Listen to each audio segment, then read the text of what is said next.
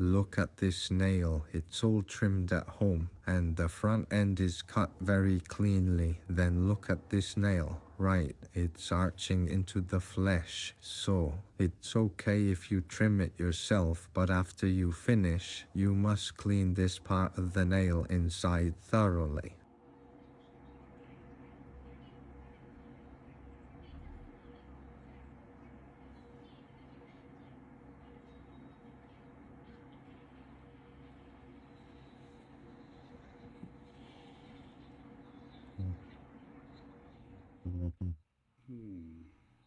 Those who like that dog meat that's too long. Yes. When it grows outward, trim it at home.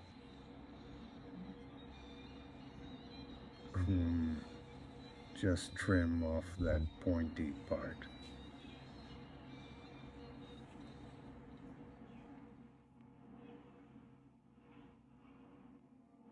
I recommend this knife in my hand to everyone. The handle is pure steel and the blade can be freely replaced.